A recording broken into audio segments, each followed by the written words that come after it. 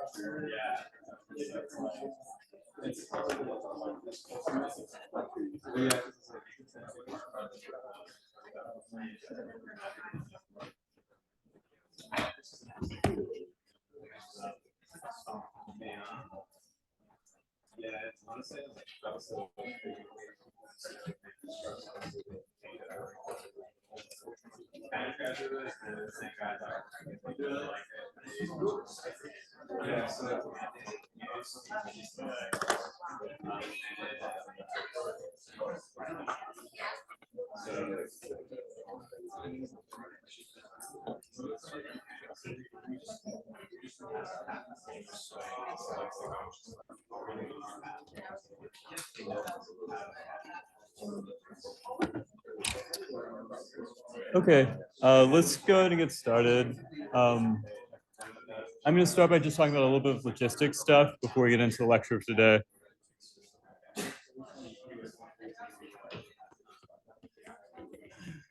Okay, so just to make sure we're on the same page, the next couple of deadlines to keep in mind are that we have another deadline this upcoming Sunday. It looks like basically everyone turned in the first two homework, so it looks like the deadline worked. Okay, so this upcoming Sunday we have at 11 p.m. That's homework 3 and homework 4. So these count as two separate assignments, but they're each a little bit shorter. So they're meant to be sort of like half-week assignments. And they each cover basically one lecture's worth of material. So one of them covers the Newton's Law stuff from last week, and the other is going to go up through Newton's third law, which we're going to talk about today.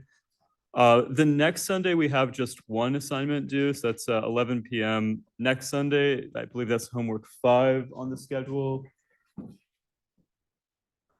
Yeah, okay, just confirming. And then the next deadline to keep in mind is that Wednesday, 9/20, that's when we're going to have our first in-class midterm. So of all of the lectures, this is the one where I think it's the most important to try to come on time, because we're going to need to start really promptly. So on paper, there's I think 120 students enrolled, and I think this lecture hall fits 130, 140. So it should work, but it's going to be pretty tight. So I really encourage people to try to get here as soon as possible so we can start doing that. And in order to make this as fair as possible, we're going to have it where we distribute the exams to everyone. So you'll come and you'll pick up your exam, but then we'll have everyone start at the same time. So it's not like, if you sit on the edge, you start early or something. Because that's in class, we recognize that there's a lot of change over time. So we're gonna target 50 minutes for that rather than the full hour that we would for an evening exam. But we've shortened the length of the exam to compensate for that. So it's not like there's going to be more of a time crunch than there would with an out-of-class exam. But there is the benefit that hopefully it's easier to schedule because it's in class. We don't have to worry about people with evening conflicts. So that will be synchronized hopefully for everyone. But just please keep this date in mind because it's the first test. And just a reminder that we'll have 3 midterms total.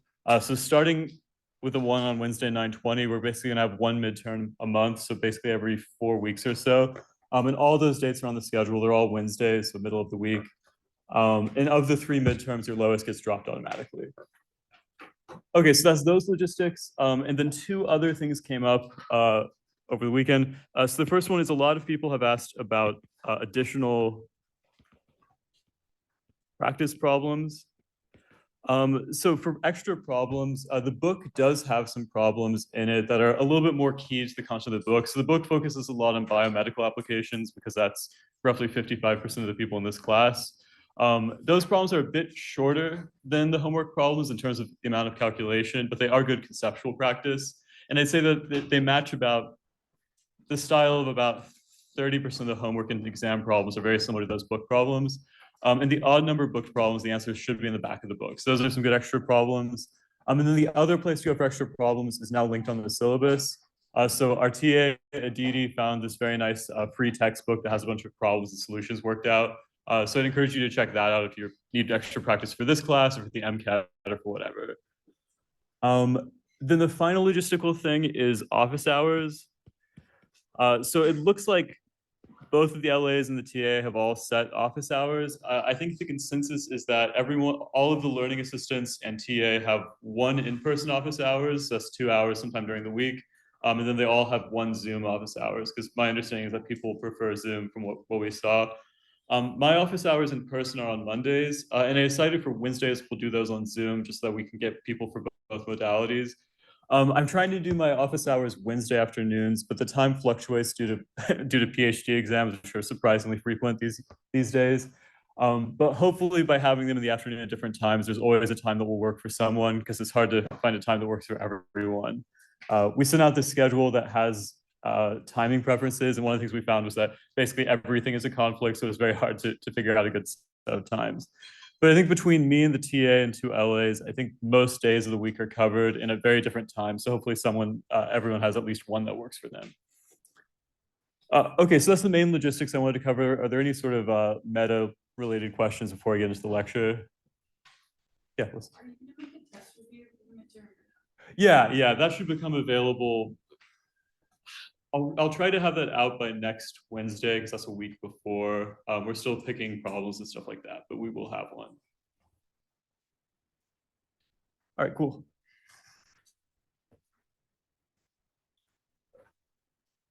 Okay, so today we're going to talk about forces. So we started talking about this last Wednesday, and then in the Friday pre-recorded lecture, we discussed this at length as well.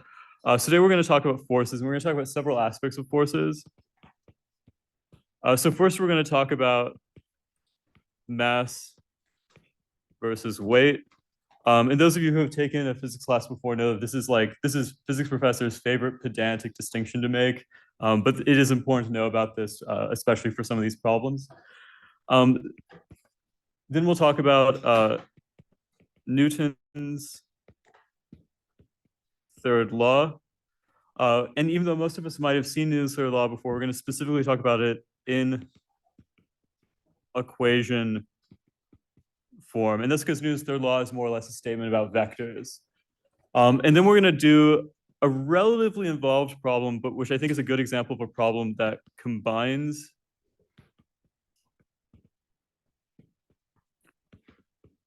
Newton's laws in a single problem. And so this is a nice problem because it's going to involve free body diagrams, it's going to involve summing up forces, and it's going to involve thinking about Newton's third law, which is about actions and reactions. Okay. So I mentioned that I think this is a bit pedantic, but this is absolutely something worth knowing about, which is that in physics, we make a very formal distinction between the mass of an object and the weight of an object. So weight is a vector. And it's a vector that refers to the force that acts on an object with mass in a gravitational field. So formally, we've already seen this used before, but we're just going to make sure we put a hard distinction on this. Weight, we're going to call this a vector that in a gravitational field like the one that we're in right now is just equal to our current mass in kilograms times the gravitational acceleration. So just to give like a specific number here, if I have, let's say, a 1 kilogram object that's sitting in a gravitational field, if this direction is up, so it's the y hat direction, my acceleration is down. That's just due to the fact that gravity is present in the classroom. So for a problem like this, we would say that weight of this 1 kilogram object is equal to its mass, which is 1 kilogram, times the gravitational acceleration, which here is 9.81 meters per second squared. An important caveat, because this comes up a lot in all these moon homework problems, is that this is on Earth. However, I'm not quite done. So I have my mass term, I have my acceleration, but because this is a vector, I need to include negative y hat, where y hat is the unit vector that points downwards. And in case you're curious where that negative sign comes from, so the way I've defined my coordinate system is that up is the y hat direction, so the unit vector that points up goes away from the Earth, but gravity always pulls you towards the center of the Earth. So this negative sign comes from the fact that this vector points down, this vector points up, so we say that technically the weight is in the negative direction. Okay. So if I wanted to then, simplify this a little bit, I could say that the weight of a 1 kilogram object is equal to, I'm just going to move the negative sign from here to here. So that's where that negative sign came from. Negative, and I'm going to go ahead and multiply these numbers out and say this is 9.81 kilograms times meters times seconds squared. So I've just combined the units here and I've just multiplied that 9.81 by 1. So this is formally the definition of weight, and I should put my y hat here because it's a vector. So this is weight expressed as a vector. But you'll often see when we're talking about forces that this is an SI-derived unit called a Newton. And you'll sometimes see that just referred to with a large N. And this seems like a very fine distinction, but this is very useful to know that if I have a problem where I'm given something in units of Newtons, Newtons is SI derived, this is opposed to a pure unit. And so if you see newtons, you can always check your units by then breaking that back into kilograms times meters per second squared. And so if you're ever propagating units and something doesn't quite check out, make sure that all of your units have been broken apart because newtons isn't a pure unit, it's a unit that's derived from other units. And we'll see other examples of that. In a couple of weeks, we're going to talk about joules, which is another example of a derived unit, not a pure unit in scientific notation. Okay, so this is what I would call the weight vector. So it seems very straightforward, but there is some subtlety here because of the fact it's a vector. So for example, it has a sign. Whereas I never would say that I have, negative mass or something, but I can absolutely have a negative weight if the weight is a vector that points opposite my coordinate system. Okay, so that's weight, but it's worth noting that weight depends on acceleration. Mass does not.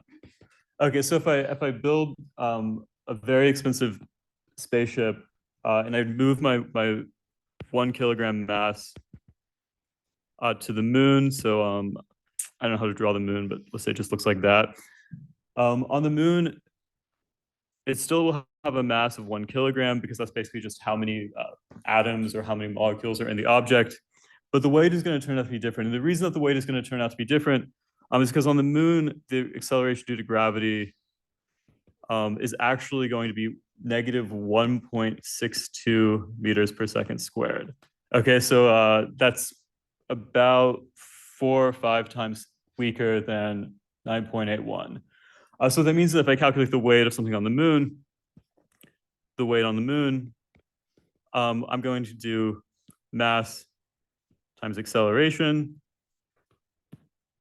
That's going to be 1 kilogram times, and I'm just going to write this all out as negative 1.62 meters per second squares, where I'm just bringing this down. And then I'll have my little y hat hanging out over there because it's a vector still.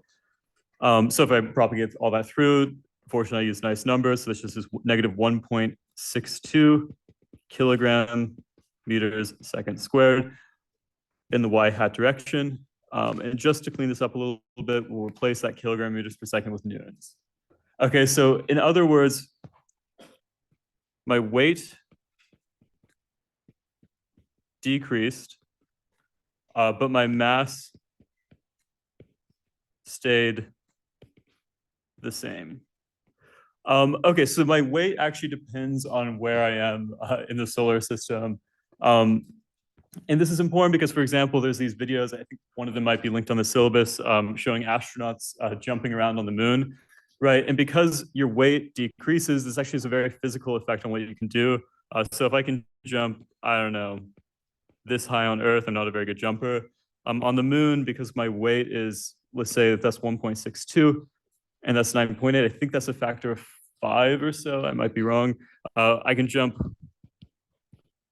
way higher as a result of being on the moon. So this actually has physical implications for what is possible on the moon versus other settings. Quick question, you might have explained this already, but how can we put a negative in front of G for the first example, but not for the moon example? Does that matter actually? If we put the positive 9.8 Oh, I think if I wanted to, I could have done this as negative here and then just move the negative sign. Yeah. Yeah, and that would be more consistent if I did the one above. Mhm.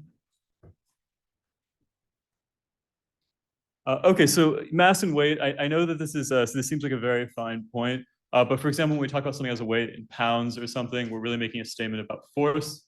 Um, and sometimes it's easier to talk about things in terms of mass because mass always is the same regardless of gravity and stuff like that. So mass is somehow a much cleaner concept because it's just the amount of atoms in something, more or less. Okay. And then one last distinction to make, which we've already seen, is that weight is a vector, mass is a scalar. And we already saw that, for example, up here, where mass doesn't have the arrow over it, right? I don't say that I have 10 kilograms in a direction, but acceleration is definitely a vector, right? I say that I'm accelerating downwards or upwards. And so because weight is a product of those two things, it inherits the directionality, so weight is also a vector. Okay, so that's mass versus weight.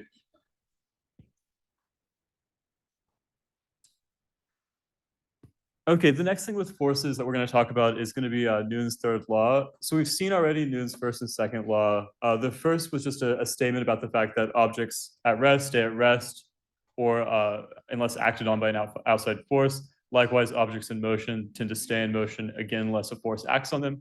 And then Newton's second law was the law that allowed us to more or less use F equals ma, right? To actually calculate the force vector acting on an object by multiplying its mass by its acceleration, assuming that it has a constant mass. Okay, so Newton's third law, we've probably heard the colloquial form of it before. So Newton's third law. And technically, you'll see this written in the textbook as every action has an equal but opposite reaction. But maybe writing that a little bit more mathematically, if I have an object A exerts a force on object B, then B exerts an equal magnitude but opposite direction force on A. So not quite as pithy as an equal but opposite reaction, but this is maybe a little bit more precise as to what exactly this is saying. So that means that if I have an object that's exerting a force, object A is exerting a force on B, then that is equal to the opposite pointing force of the force that object B exerts back on A. So just to give an idea of what this entails, if I have two objects in contact, right? So for example, in a whole litany of problems we encounter in classes like this, it's always something like I'm pushing a crate or something. So that's me. This is the crate I'm pushing. It's very heavy. That's the floor. We always talk about, oh, I'm exerting some force in newtons that's pushing this crate and I'm pushing it that way. And so that's some force vector that's me on the crate. So if I'm object A and the crate is object B, I'm exerting a force F push. So this is basically a statement about how this looks from the crate's perspective, because I'm exerting a force of FP on the crate, but it turns out that on me, the crate is exerting an equal but opposite force, FP, in the opposite direction. And maybe I'll just write that negative sign there. And so if I'm just talking about the crate, all the crate cares about is the fact that it's experiencing a force pushing it to the right. But if we talk about me for a second, then I feel the force of the crate pushing back on me. And so those two vectors have equal magnitudes, right? The number of newtons is the same, but it's opposite because I'm pushing on the crate, so I'm being pushed back, but the crate is being pushed forward, and those are opposite directions. So it's really a statement about vectors that when you have objects in contact or that are exerting forces on one another, one object might feel a force, but that by definition means that the other object is also feeling a force. Okay.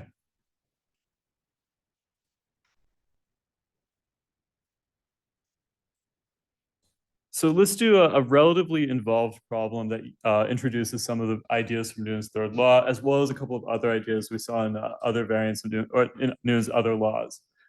So let's say that for reasons unbeknownst to me, I'm in a situation where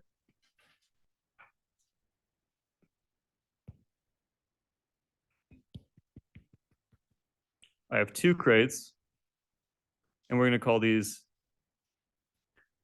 M1 and M2. This is me, and this is what it looks like when I push things. And I'm trying to push both of these crates to the right, and I'm exerting a pushing force. And I'll go ahead and define my coordinate system because this might be helpful for this problem. So we're going to call the upwards direction y hat like usual, and we're going to just call x hat me pushing to the right. And just for simplicity, because we haven't done friction yet, we're going to go ahead and say that there's no friction here. So maybe I'm pushing these crates on ice or something, so I don't have to worry about there being that much resistance on the floor. So we're not pushing on shag rug or something like that. Okay. And we know that M2 is less than M1, where these are masses. Okay, so let me get my S there. So I have a big crate with a large mass. I have a small crate with a smaller mass. I put them right next to each other, and I'm going to push them both at once. Okay. So the first thing I might be asked to do doesn't involve Newton's third law, which is in a problem like this, a standard question would be, I know this mass as variables. I know that I can exert a force of Fp, and that's going to the right.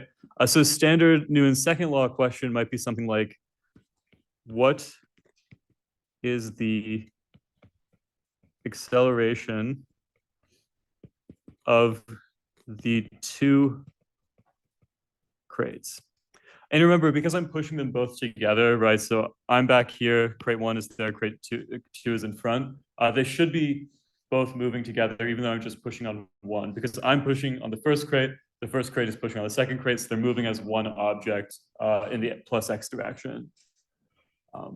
Okay, so for this, the first thing that we notice is that we have constant mass, right? So this isn't something like a rocket ship or some weird example. So that's nice because then we can use the more familiar version of Newton's second law, which is that the sum of the forces on an object is equal to the mass of the object times the acceleration of the object, right? F equals ma, the standard version of Newton's law that we see in most problems. Okay, so this is a statement about vectors, right? Because this is basically saying that the sum of the vectors in the x direction equals the mass times the sum of the vectors in the sum of the acceleration vectors in the x direction, and then equivalently the same for the y direction, so the other component of these vectors. So I'm going to go ahead and break this out a little bit more specifically. So this statement here, which is a statement about vectors, I can write that component-wise using two equations, which is the sum of the forces in the x direction equals the mass, which is the same in all directions, it's a scalar, times the acceleration in the x direction. And then the sum of the forces in the y direction equals the mass, which again, is a scalar, so there's no component to mass, times the acceleration in the y direction. And importantly, this statement and this statement are equivalent. I just had to write out two equations here because I'm doing it component-wise, whereas here I'm just writing the generic vector statement. But generally a good opening move on problems is to start by breaking them into components, because that's usually where the difficulty comes from. Okay, so looking at my problem setup, right? So y is up and I'm pushing to the right, I'm pushing them across a horizontal surface. So you can probably get some intuition that y is probably not going to be that interesting for this problem. I'm going to go ahead and just do y just because it's useful to see how y works, especially when we talk about friction on Friday. So we're going to start by doing this term, which is going to be pretty uninteresting. But then this is where we're going to start to see things come together, because the x direction is where the action is in this problem. Okay. So let's go ahead and move this over here, and then I'll do this one over here. Okay, so the sum of the Fy, so this is the sum of the forces in the y direction. This involves a free body diagram. So if I draw my, maybe I'll move this diagram down rather than redraw it. Cool. Okay. So if I draw my forces on my system, I'm gonna change colors just so because this might get a little bit busy if I don't. So these boxes, they both have mass, which means that they both have weight. So I could write something like the weight of object one, which points down because of gravity, presumably. I have the weight of object two, And then we've already seen an example of this, but we're really going to elaborate this at great length on Friday. Both of these objects have weight that pushes them towards the ground, but we know that they aren't accelerating towards the ground, right? Because they aren't getting pulled to the center of the earth. They aren't moving downwards. And so objects that are sitting on a hard surface encounter a resistance to passing through the surface. That's due to the fact that there's molecular bonds that prevent you from just passing through things. And so it turns out that there's an equal but opposite force that prevents things from falling through surfaces. And this is called the normal force. So we're going to write N1 and then N2. And I talk about this a bit in Friday's lecture, which is all about contact with surfaces. But the idea is that if I didn't have a floor, right, these boxes would just fall until presumably they reach the center of the earth. So the floor actually exerts a force on objects. And this is good because this is what allows my laptop to sit here. And generally, if you have a hard, solid surface, that means that it has a bunch of molecules that are bound together. Those molecules don't want to be pulled apart, which would happen if I let my hand pass through it. So when I push down, the surface pushes back, and that's where the normal force comes from. And so what happens is that normal force always cancels out the weight as long as you're, on a solid surface. And so Newton's law in the y direction ends up being really simple, which is that I have my weights. So I have the weight of object 1, I have the weight of object 2. The reason I put these as negative is because they're pointing down, but y I define to be up. But it turns out that I also have positive normal forces. And we'll see Friday that it turns out that if you write these out component-wise, the weight of object 1 is m1 times gravity, the weight of object 2 is m2 times gravity. And it turns out that the normal forces on solid objects always are equal magnitude. So I get a force that's equal but opposite that prevents me from falling through surfaces. So object 1 has some weight, but it also has the floor pushing back on it. Object 2 has weight, but it also has the floor pushing back on it. I write these out, and everything cancels, and so I get 0 net force in the y direction. And this might seem strange that this happened, but it kind of makes sense, right? Because this looks like a horizontal problem, right? I'm not talking about these boxes falling or something. So it makes sense that I should have probably no net acceleration in the y direction, because otherwise I would see them moving in the vertical direction. So the y components of this problem just cancel out because we're on a solid surface, and that's because of the normal force. Okay, so that's the y direction. Not much exciting. Again, I'm pushing in the x direction, so that's what we really want to spend our time on. Okay. So let's go ahead and do this problem in the x direction, which is, I think, going to be the trickier direction. I'm just going to put a little divider there. Okay. So if I think of the fact that I have a force being applied in the x direction, I can solve this problem relatively quickly, which is that the sum of the fx is equal to the mass, which is the same in both directions, times the acceleration in the x direction. I can write that as the sum of fx equals the mass, and the total mass of the system is this mass and that mass. So I'm going to split that out and write m1 plus m2 times the acceleration in the x direction. And you'll recall that the entire thing we're trying to find is what is the acceleration. So I'm going to go ahead and rearrange this and write that ax is equal to the sum of the forces in the x direction divided by m1 plus m2. And then this is going to simplify a lot, because if I look at my diagram, from the box's perspective, there's only one force present, which is this pushing force that I'm applying to the two boxes together. So there's no other forces that are acting in this direction. And so that's nice, because then I know that my acceleration is equal to the sum of the x forces, which is just the pushing force. And this is going to have a positive sign because my force points that way, my x hat points that way. So I'm pushing in the positive x direction, divided by m1 plus m2. Okay, so this tells me that my system is accelerating the positive x direction. Its acceleration depends on how much I'm pushing. That makes sense. If I push harder, I expect to see a higher acceleration, but that's divided by the mass of the two boxes combined, because they're basically acting like one object that I'm trying to push. So if they're super heavy, this ends up being smaller. So I get a constant acceleration that's just my force divided by the sum of my masses. Okay, so to do this, we only had to use Newton 1 and 2, right? We drew a free body diagram and then we summed up the forces and used F equals ma. So this is an example of just how you'd use the first two force laws to solve a calculation. Okay, so part 2 of this problem is going to be where we start to see the consequences of Newton's third law. So now we're going to say I think I used 1A. Okay, so I'm going to call this part B. So question part B is going to be, what is the magnitude of the contact force between the blocks? Okay, so keywords to check out here. Magnitude tells us we're probably going to be doing something that involves calculating the length of a vector. Contact force is going to be a new term that we haven't seen before. And between tells us that maybe we might have to do something with Newton's third law because we're talking about interactions between two bodies. Okay, so I'm gonna move my diagram, but I'll just redraw because I think that's probably clear.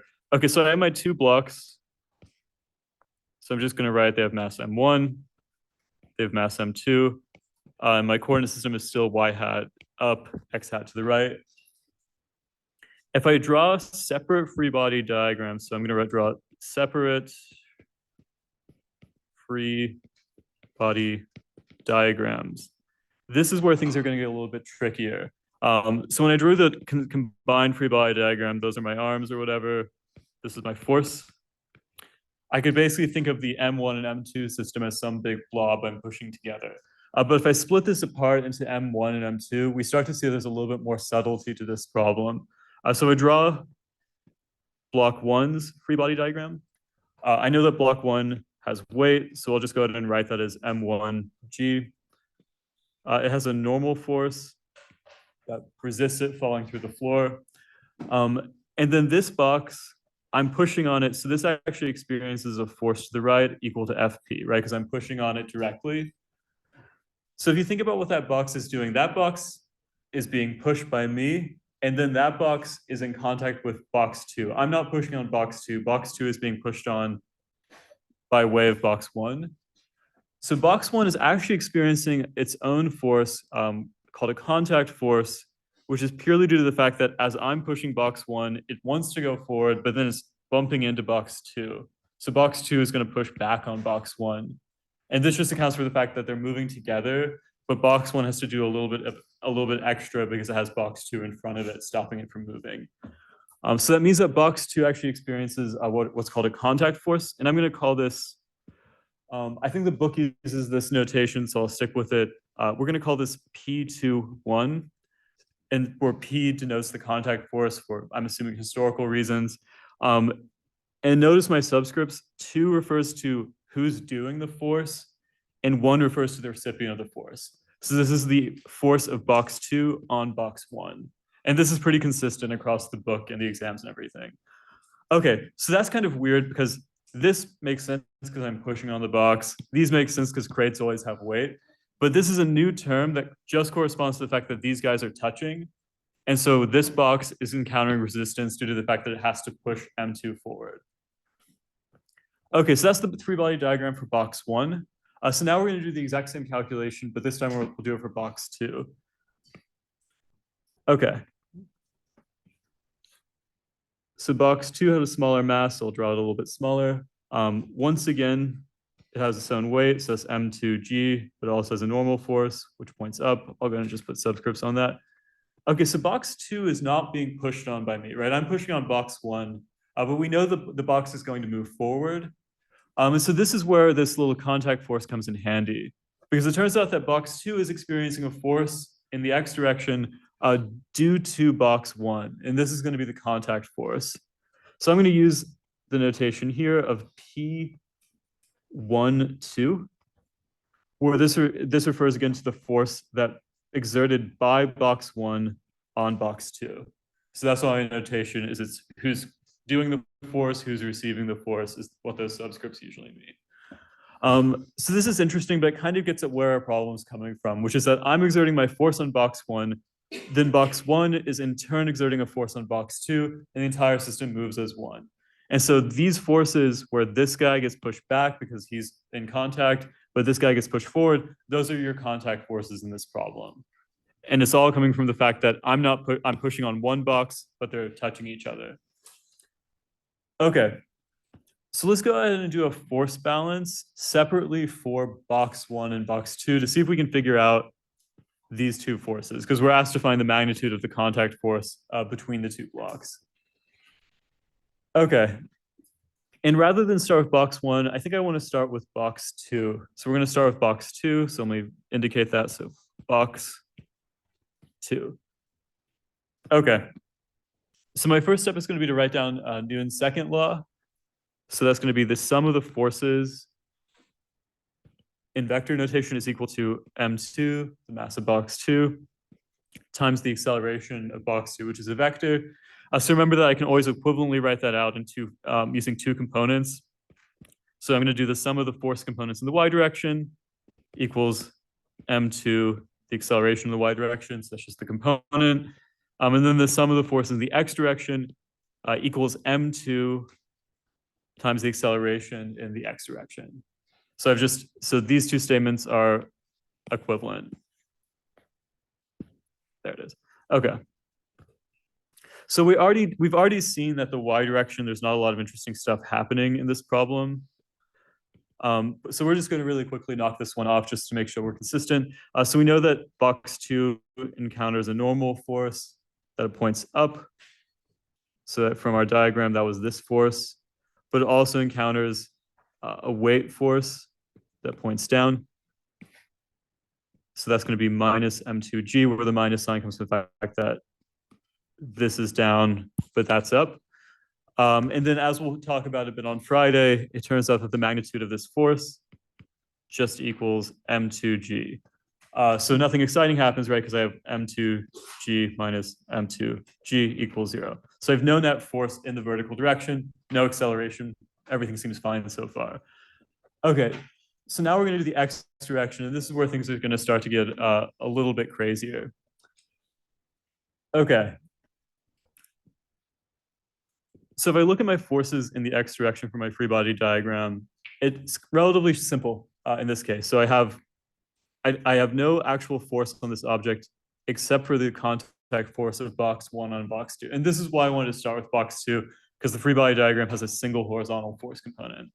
So for now, I'm going to say that because I'm doing this component-wise, this points to the right. That's my positive x direction, so I should just have a positive sign.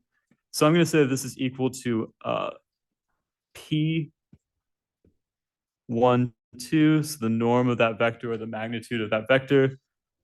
And that's my force balance for this problem. And just for simplicity, and the book does this a lot, but it can be confusing sometimes. Usually if I have something like a force, like this is P1, 2, I take the norm of it. Sometimes you'll see that just referred to as P1, 2 with no little vector hat on top of it.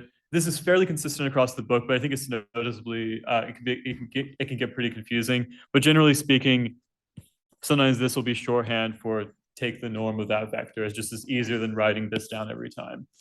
Okay, so that means that I'm going to simplify this and say that the magnitude is just P1, 2. So whatever that contact force's magnitude is, goes here. And so now I can go ahead and simplify this and say that if this is the contact force, sorry, P1, 2, then if I wanted to find, for example, the acceleration, I could say that the acceleration in the x direction of box 2 is equal to P1, 2, the magnitude of the contact force, just divided by m2. Where all I've done is I've just moved that over. Okay. So if I wanted to find the magnitude of the contact force from this example, I can actually use some of the information I found above from Newton's law. So when I did part 1 of this problem, I didn't know, I was blissfully unaware of the contact force. I just knew that I had two boxes that I was pushing and that they were accelerating. But it turns out that this is actually useful because these two accelerate together because they're pushing them together. So I actually know that the acceleration of box 1 and the acceleration of box 2 are the same. It's what I just found up here, right? They're moving as one unit. So I already know the x acceleration. So this is going to come in handy because I actually already know ax for both of my boxes. So I can use part 1 of this problem to help me solve part 2 because I know this solution here. Okay, so in my Newton's second law for box 2, I have this expression that P12 is equal to m2 times the acceleration in the x direction. This is the same for both boxes. I'm actually just going to emphasize that just for people looking at the notes later. Same for both boxes. So I can then write this out as P12 is equal to m2 times, and this is going to be annoying to rewrite, this expression here. So the force I'm applying divided by the sum of the masses. So I'm going to go ahead and write that down here. So this is Fp divided by m1 plus m2, where this is my solution to part A of this problem. Okay, so now we've actually gone somewhere. So I'm going to rearrange this just to make this a little bit clearer. So P12 is equal to m2 divided by m1 plus m2 Fp. So this is starting to look pretty good because I know, for example, that I want to find a force, right? And I know that Fp, which is just my pushing force, that has a magnitude in newtons or equivalently kilograms per meters per second squared. So that looks good. So then I have this funny factor out here, which is the fractional ratio of mass in M2, right? M2 divided by M1 by plus M2. This is kilograms, that cancels out. So this is just some number less than 1. So the contact force is some number that is less than the total force I'm applying, because this quantity is always some number less than or equal to 1, depending on what M2 is. So this is kind of cool because that means that we know that the contact force P12 is less than or equal to Fp. Okay, so that's interesting, and this gets to this idea that force is somehow being transferred from me to box 1 to box 2 by virtue of this contact force. So yeah, what's up?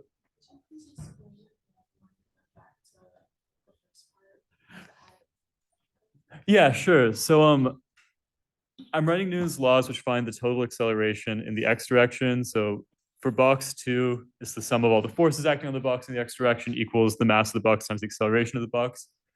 But we know that because I'm pushing both of these objects on an icy surface, so that's my icy surface, they're moving together, because it's just like you can imagine if, I don't have a demo, but I'm sure these guys back here have an example of this. If I were to push two objects together, they would move together.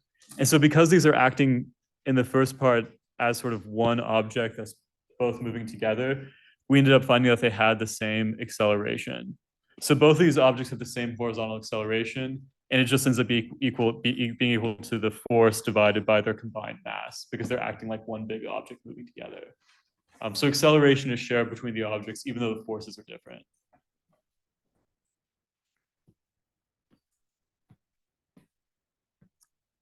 Okay, and then one last thing I'll just add, just to get a little detail on here, is that the problem just asked me to find the magnitude of the contact force. But if I wanted to be really picky, I could say, what is the full force vector? So let's go ahead and write P12 as a vector. So that's equal to a magnitude plus a direction. So I could write M2 over M1 plus M2 Fp. So all I've done is I've just taken this down. That's my magnitude. And then if I consult my diagram, that force points in that direction, x hat is that direction. So it looks like I'm good to just write x hat there. Okay, so box 2 is experiencing a contact force in the positive x direction. And that makes sense because there's nothing else pushing on that box. And so the contact force on box 2 has to be positive because that's what's causing it to go to the right in the first place.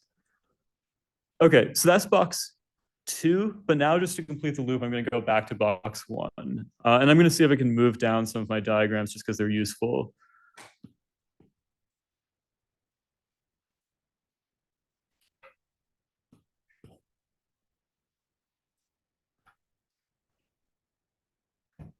Okay. So let's go ahead and do this calculation for box 1. So we're going to do the exact same Newton's law shenanigans that we did before, but now we're going to do it for this free body diagram instead of that one. Okay. So to do Newton's law for box 1, we're going to go ahead and start by writing it in vector notation. So the sum of the force vectors equals the mass of box 1 times the acceleration vector for box 1.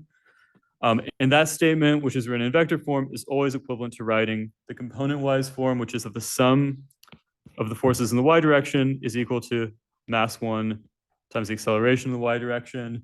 And then equivalently, the sum of the forces in the x direction is equal to mass 1 times the acceleration in the x direction. Okay, so I won't go through this in detail because it's the same every time, but just to make sure we're all on the same page here, I can start with doing the vertical direction, which we know is going to be kind of boring. So this is going to be the normal force acting on box 1 minus mass 1 g. It turns out that this has magnitude equal but opposite the weight, and so this ends up being 0. So again, there's no net vertical acceleration or vertical force. So that's fine, that's the same as before. But now box 2 is going to be kind of a weird one. So I want to take the sum of all of the forces in the x direction, and now we have two forces. We have me pushing on box 1, but we also have this contact force due to the fact that box 1 is pushing on box 2. So now I need to write down two terms, and if I'm keeping track of my vector directions, sorry, that's the wrong one.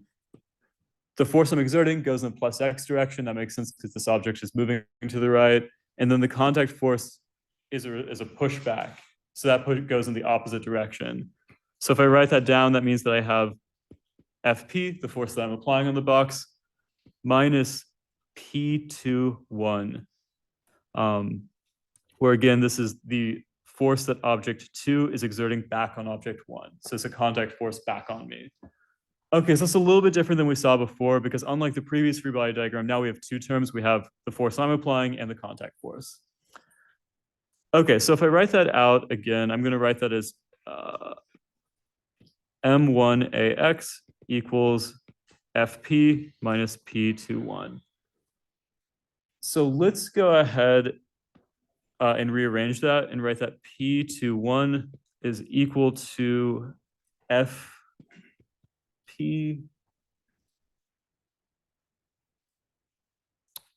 minus M1AX. I'm just checking to make sure I didn't mess up my minus signs there. Yeah, okay. Okay, so now I have an expression for the contact force that object 2 exerts on object 1. And now I'm going to use the exact same trick again where I know this because the two objects accelerate together. So I can write that this equals Fp, which is again given our problem, minus M1.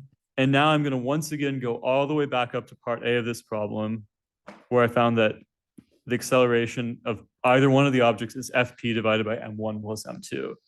So I'm going to plug that in here. So I believe that was Fp divided by M1 plus M2. And this is equal to the magnitude of the force, that the contact force of object 2 on object 1.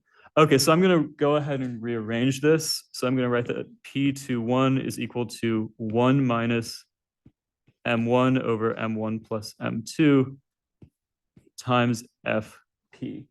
Okay, and all I've done here is this is an Fp, this is an Fp, so I've just pulled it out, and so I get a 1 minus, and then I've moved this guy under here. So this is just an algebraic rearrangement. Okay, so now if I wanted to really get into this, I could write P21 is equal to, and I'm going to go ahead and write this 1 as M1 plus M2 over M1 plus M2 minus M1 over M1 plus M2. So all I've done is I've converted my 1 to this times Fp, and this is an M1. And so if I simplify that out, I get P21 is equal to M2 over M1 plus M2 Fp. Okay, so it's equal to the ratio of the masses times the force I'm applying. So why am I showing you this? Because this expression P21 has the exact same magnitude that we found up here. So the magnitude of the force of box 1 on box 2 is equal to the magnitude of the force of box 2 on box 1. But if I were to actually write this out as a vector, box 2 is pushed that way, box 1 has a contact force that way. So if I write this out as a vector, I get P21 equals M2, M1 plus M2, Fp, x hat in the minus direction. So it's an equal magnitude force, but in the opposite direction. So this is the basic idea behind Newton's third law. Okay, I'll wrap up there. Thanks.